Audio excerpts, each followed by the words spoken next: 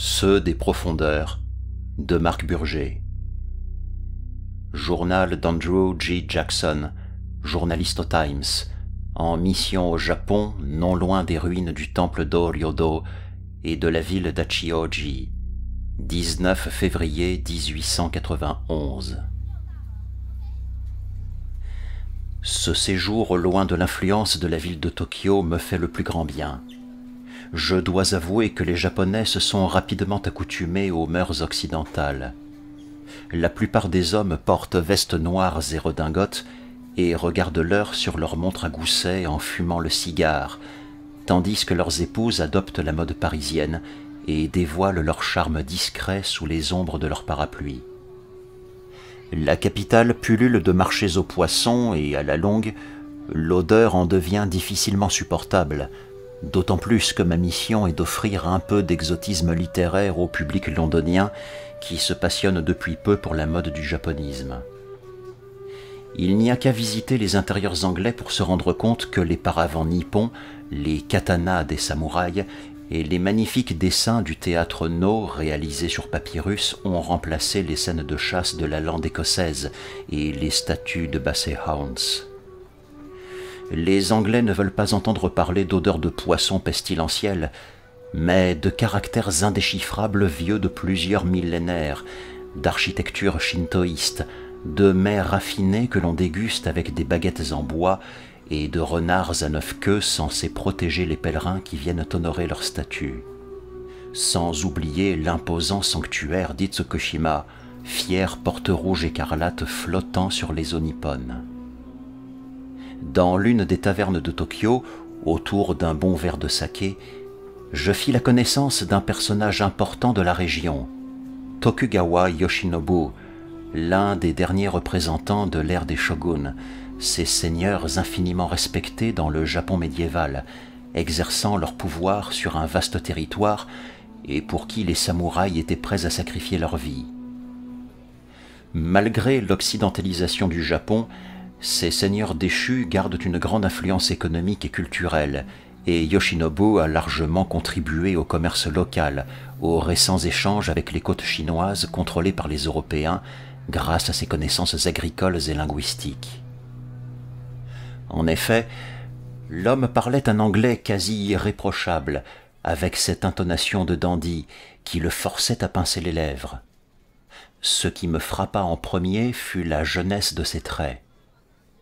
J'avais face à moi un individu imberbe, âgé d'au moins 50 ans, le regard fixe, stoïque et imperturbable, mais d'une grande élégance. Pour preuve, mon mystérieux bienfaiteur me proposa de passer quelques nuits dans son château, et devant une telle offre, les deux interprètes qui m'accompagnaient m'encouragèrent à accepter, car il aurait été offensant de décliner. Le shogun habitait un magnifique palais construit au XIIe siècle dans la plus pure architecture traditionnelle que les locaux appellent Nihon Kenshiku, de longs toits faits en tuiles avec des extrémités pointues dressées vers le ciel, des structures en bois légèrement surélevées, un nombre incalculable de cloisons et de portes coulissantes, et aucun fauteuil, puisque les Japonais s'installent en tailleur, que ce soit pour manger ou pour la cérémonie du thé. J'appris plus tard que l'omniprésence du bois dans la construction des bâtiments s'expliquait par sa résistance aux tremblements de terre, très fréquents dans ces contrées. L'odeur de terre mouillée donnait une sensation de fraîcheur qui circulait dans toutes les pièces. Nous nous trouvions non loin de la ville d'Achioji, à quelques kilomètres de la capitale. Sur l'autre versant, les locaux que j'avais pu croiser frissonnaient en évoquant les ruines d'un ancien palais, endroit réputé maudit et malfamé. Mais n'étant pas d'une nature superstitieuse, j'espérais secrètement convaincre mon nouveau bienfaiteur de m'y conduire. Qui sait, peut-être y découvrirais-je des chefs-d'œuvre méconnus enfouis sous les ronces et la mousse. Yoshinobu vivait dans les traditions ancestrales des shoguns, et à ce titre, une femme lui tenait régulièrement compagnie, une geisha qui répondait au doux prénom de Mineko. La jeune femme, qui ne devait pas avoir plus de 25 ans, arborait un magnifique kimono de soie, dont les détails raffinés indiquaient subtilement son âge et son niveau d'apprentissage, car les geishas suivaient pendant plusieurs années des cours d'art lyrique et de musique. Elle devait notamment savoir maintenir une conversation et jouer le fameux shamisen, cette sorte de luth au long manche et à 3 cordes. Mineko, comme toutes les filles de sa profession, avait le visage immaculé de fond de teint blanc, comme s'il avait été plongé dans de la farine. Seules 2 touches d'un rouge à lèvres vif venaient dénoter cette pâleur. Ses cheveux, quant à eux, étaient coiffés en chignon et tenus par une longue épingle dorée qui scintillait. La jeune femme n'osa croiser mon regard, car je n'étais que l'étranger qui se devait de remercier 1000 fois son hôte et s'incliner devant lui, comme s'il se considérait indigne de son hospitalité. Le shogun me promit de m'apprendre davantage de mots dans sa langue dès le lendemain et de m'emmener visiter ses parcs relaxants, jonchés de petites fontaines, de cerisiers prêts à voir éclore leurs bourgeons de fleurs roses et peuplés de moineaux mélomanes. Le dîner fut copieux. J'eus le bonheur de savourer une bière locale ainsi que des gâteaux de riz, du kakiage, sorte de légumes frits, des beignets de crevettes que l'on nomme tempuras, et d'élégants sushis de saumon, de maquereau et de thon, disposés en file indienne dans une longue assiette rectangulaire. Le shogun et moi étions tous les 2 fatigués après de telles victuailles. Il autorisa donc la geisha à se retirer et m'aida à monter mes affaires dans ma chambre. J'avoue apprécier l'humilité de cet homme, son amabilité. Il aurait beaucoup à apprendre à bon nombre de prétendus gentlemen, qui ne se donnent ce titre que pour briller en société, alors que leur âme est des plus sales que je connaisse. Bercé par le crépuscule nippon, je passais des heures à fixer les cerisiers, à compter les petites chauves-souris sorties de leur grotte pour chasser les papillons de nuit. Tout ici n'était que calme et relaxation, et semblait obéir à des règles naturelles bien précises. Faune et flore vivaient en parfaite harmonie, tels le yin et le yang, et cet équilibre ne pouvait être perturbé par aucune intervention humaine. Du moins le pensais-je alors. Ma chambre, comme c'est souvent le cas dans les intérieurs japonais, n'était pas très décorée. Ce peuple, contrairement à son voisin chinois, a su garder une grande sobriété, et les couleurs dominantes restent le brun, le blanc et le noir, contrairement aux fastes et autres dorures de Pékin. Je terminais de rédiger mes carnets à la lueur d'une bougie et sentis peu à peu la fatigue me gagner. Il devait bientôt être minuit et je jugeais raisonnable d'aller me coucher, car demain risquait d'être un grand jour. Je n'étais guère familier avec les bruits de cette demeure. Par saccades, de petits craquements sur le plancher me faisaient sourire, en me rappelant les bruits qui m'effrayaient durant mon enfance. Mais je ne parvenais pas à trouver le sommeil, et soudain quelques nuages se dissipèrent pour laisser la place à une lune imposante et ronde, dont la lumière m'aveugla. Le seul moyen de rester dans la pénombre était de fermer la fenêtre, ainsi que les minces volets. Je me levai aussitôt pour tenter tant bien que mal de dormir quelques heures. Je contemplais une dernière fois la nature environnante, lorsqu'une silhouette attira mon attention. Elle se trouvait en bas, sur ma droite, derrière les allées de Niwaki, et paraissait descendre les escaliers à toute vitesse. Mais pour quelle raison? Et pourquoi à une heure pareille? Je fixais cette mystérieuse ombre qui rôdait dans la nuit, et soudain mes membres se raidirent. Cela ne faisait aucun doute.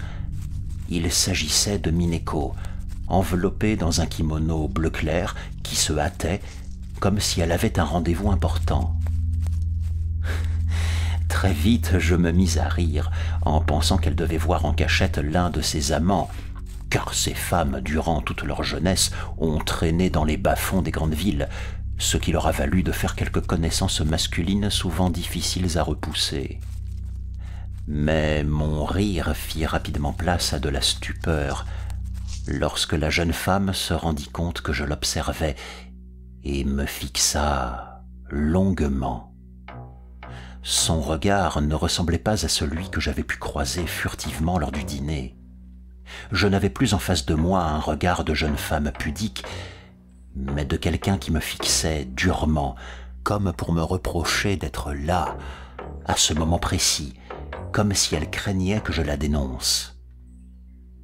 Je sentis un frisson me parcourir le corps, et je dus rester plusieurs secondes sans bouger, tant son regard était impressionnant.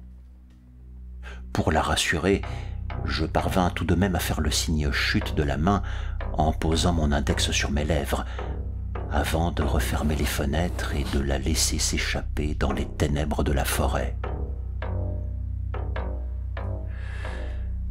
Le reste de la nuit fut un supplice. J'avais l'impression d'être épié par de minuscules êtres invisibles accrochés au plafond, cachés dans les moindres recoins et m'espionnant avec leurs petits yeux scintillants comme 1000 chandelles. Dear God, où avais-je mis les pieds? Ce château, qui m'avait paru si rassurant à mon arrivée, me donnait soudain la chair de poule. Je ne sentais autour de moi que malveillance et mauvais augure, et je ne pus enfin fermer l'œil que quelques heures avant le lever du soleil. Journal d'Andrew G. Jackson, 20 février 1891. Mon Dieu, j'ai peine à croire que je couche les événements que je viens de vivre aujourd'hui sur papier, mais je ne peux plus me taire, car j'ai désormais l'intime conviction qu'une atmosphère malsaine, pour ne pas dire démoniaque, règne sur ces lieux. Ce que mes yeux viennent de voir, aucun œil humain ne devrait y être confronté. Le lendemain de ma nuit troublée, je sortis rapidement de ma chambre, après avoir pris une toilette sommaire, afin de rejoindre Yoshinobu pour le petit déjeuner. Mon hôte m'attendait paisiblement, assis en tailleur, en train de déguster des onigiri, ces petits gâteaux de riz enveloppés dans de l'algue, qui vous calent pour quelques heures. Le shogun m'accueilla comme il se doit et m'invita à aller m'installer en face de lui pour me restaurer, car la journée allait être longue pour lui et moi. Mineko restait en bout de table à servir le thé. Je profite de sa concentration sur la tasse pour l'observer le plus discrètement possible. Elle portait le même maquillage que la veille, mais quelque chose semblait changer. Ses vêtements peut-être. Non, le kimono n'avait rien de particulier, ce n'était pas ce détail qui avait attiré mon attention. Sa coiffure? Non plus. C'est en m'attardant sur son visage que je réalisais enfin. Sa peau était comme irritée. Mineko souffrait-elle d'une infection de l'épiderme? Jamais je n'aurais osé poser une telle question au seigneur qui m'avait invité à dormir chez lui. J'observais le même phénomène au niveau des doigts de la geisha. Ceux-ci étaient fripés, comme s'ils venaient d'être trempés dans l'eau. La texture même de sa peau était étrange pour une jeune fille de cet âge, pourtant en pleine forme physique le jour précédent. Durant la journée, je ne pensais plus qu'à Mineko. Yoshinobu avait beau me parler du Shimae Naga, ce petit moineau blanc caractéristique de son pays, du cerf Yedzosika, de la grue cendrée, véritable oiseau national, et le tanuki, une sorte de raton laveur. Je ne prêtais aucune attention, du moins pas l'attention nécessaire à ses discours sur la faune et la flore. Pourtant, je n'avais jamais été aussi chanceux. J'avais avec moi un Japonais m'invitant chez lui, me faisant découvrir les saveurs de son pays et m'invitant à découvrir les êtres vivants qui le peuplaient. Mais rien à faire. Je n'avais qu'une seule idée en tête, découvrir le mal dont souffrait Mineko et, si possible, tenter de la soigner. Pourquoi me souciais-je autant d'une gamine rencontrée la veille? C'est vrai, après tout, nous n'avions même pas échangé 2 phrases. Elle m'avait à peine adressé la parole depuis mon arrivée, par pudeur nippone. Je ne savais comment l'expliquer, mais quelque chose d'indicible, d'indescriptible m'attirait vers cette demoiselle. Le charme physique? En partie, car je dois reconnaître qu'elle était très belle. Mais ses atouts naturels n'étaient pas la seule raison. Une sorte de force magnétique me poussait à la rejoindre, du moins à la suivre, pour découvrir le secret de ses escapades nocturnes. J'attendis donc le soir avec impatience. Après le dîner, je fis mine d'aller me coucher, mais au lieu de me blottir sous les draps, je sortis mes bottes que je prévoyais d'ordinaire lorsque le sol était boueux, ainsi que mon revolver, dont je ne me servais presque jamais, sauf en cas d'attaque animale. J'empruntais même un katana décoratif, guère moins impressionnant qu'un gros cure-dent, mais une arme blanche ne serait jamais de trop en cas de manque de munitions. Ensuite, j'attendis à nouveau. Quelques minutes, quelques heures, je ne saurais le dire. Dehors, j'entendais le souffle du vent qui me parut de plus en plus angoissant, menaçant et de mauvais augure. La nuit était plus froide que la veille. De tous les côtés, les petites rainettes y allaient de leur coassement dans un concert naturel apaisant. Mais très vite, elles s'arrêtèrent. D'ailleurs, cette soudaineté m'étonna. Une force plus menaçante les aurait-elle forcées à stopper net? Pourquoi s'arrêter de façon aussi brusque et synchronisée? Quel était donc le mal qui régnait ici? Plus je séjournais dans cette chambre, plus je regardais par ma fenêtre, plus je sentais cette menace nous envelopper peu à peu dans une noirceur opaque, un brouillard macabre contre lequel nul ne pourrait lutter, même avec l'aide de tous les dieux et prophètes vénérés par l'humanité depuis la nuit des temps. J'étais donc en embuscade à mon balcon, tapi dans l'obscurité pour ne point éveiller les soupçons. Je regardais ma montre, 23h57, bientôt minuit. C'est alors que j'entendis des bruits de feuillage et de craquements. Au début, je pensais simplement aux caprices du vent, mais en me baissant légèrement, j'aperçus une silhouette qui descendait les escaliers de pierre à toute allure. Je ne pouvais affirmer qu'il s'agissait de la geisha, mais mon instinct en était convaincu. Je refermai donc doucement les volets, ouvris discrètement la porte de ma chambre avant de descendre prudemment les escaliers en chaussettes pour éviter de réveiller les domestiques ou, pire, le shogun lui-même, qui me prêterait une liaison avec sa dulcinée. J'étais enfin dehors et sentais le vent froid me fouetter le visage, incruster les pores de ma peau.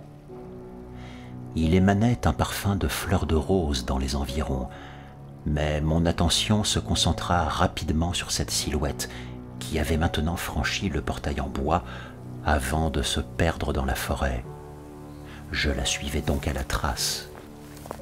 Mon Dieu, que la forêt m'intriguait! Il y avait là des chênes, quelques châtaigniers, mais également des géants aux larges branches me rappelant ceux que l'on peut observer à Brocéliande, berceau de la légende arthurienne.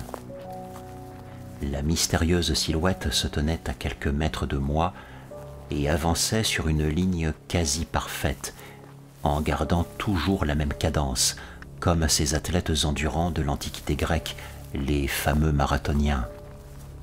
Moi-même, pourtant d'assez bonnes conditions physiques, je commençais à m'essouffler au bout d'une dizaine de minutes, mais je veillais à ne pas expulser l'air trop fortement, au risque d'être repéré. Enfin, l'ombre fugueuse arriva au bord de ce qui semblait être un vaste étang entouré de roseaux et bercé par les promenades nocturnes de quelques lucioles. Le spectacle était magnifique. C'est alors que les nuages se dissipèrent et que la lune offrit son éclat qui progressivement me fit découvrir l'herbe des alentours, le ginkgo qui trônait en plein milieu, tout près de l'eau, et vers lequel la silhouette se dirigea. Je la reconnus immédiatement. Il s'agissait bien de Mineko. Elle avait l'air encore plus mal en point que la veille, et son visage semblait en proie à des envies de régurgiter.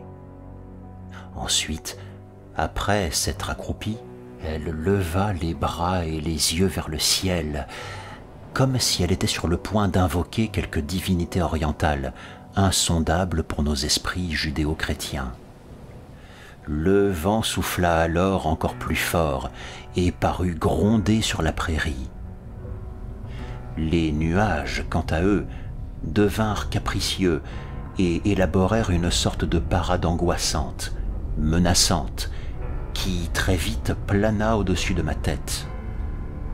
Quelle diablerie était-ce donc là encore?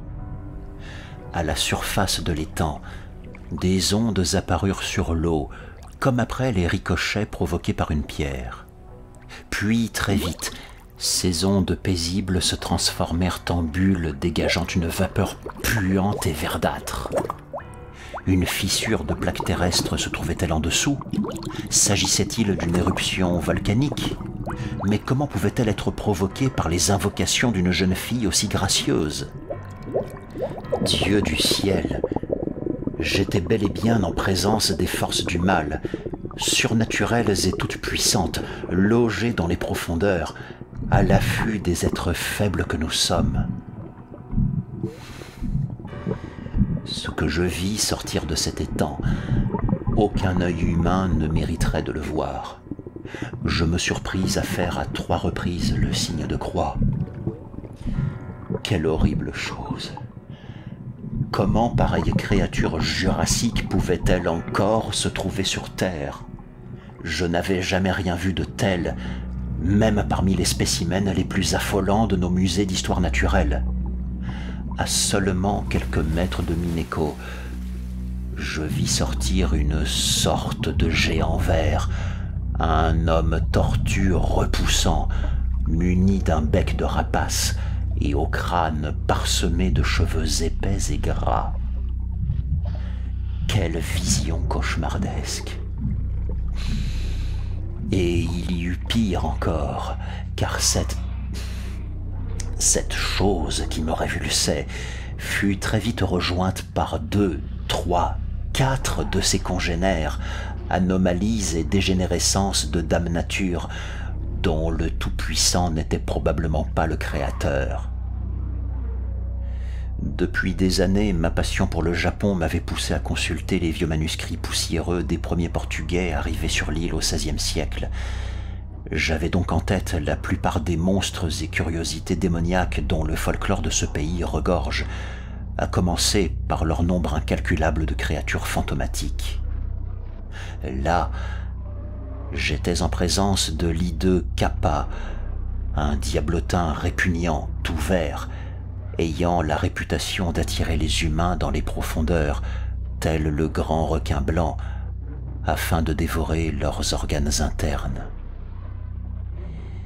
Ces choses ignobles entourèrent bientôt Mineko, qui ne paraissait point effrayée. Ensuite, elles prononcèrent des paroles incompréhensibles, du moins ce qui ressemblait à des paroles, même si, en écoutant de plus près, je réalisais rapidement que ces murmures gutturaux n'avaient rien d'humain. On aurait pu croire que ces êtres amphibiens étaient sur le point de lui vomir dessus, mais ce que je vis fut bien pire. Ô Seigneur Dieu qui êtes au ciel, faites en sorte que ce que j'écris à présent ne tombe entre les mains de personne. Ces croque-mitaines lucifériens se mirent alors à s'adonner au péché de la chair avec Mineko. Oui, à la pire des fornications, à des caresses contre nature. Comment une aussi frêle demoiselle à la beauté si délicate pouvait-elle se laisser toucher par ces pattes de dragon ces pinces pleines de pus, huileuses et fripées, qui se permettaient de pénétrer ses parties intimes, que la jeune Mineko révélait enfin en enlevant partiellement son kimono. Quelle abomination que cette scène! Aucune prière, aucun exorcisme n'aurait pu me sortir de mon tourment à ce moment précis. C'était donc la raison pour laquelle l'aspect de son visage virait vers quelque chose de plus amphibien. Au contact de ces démons, son corps à elle changeait pour dévier vers cet aspect momifié.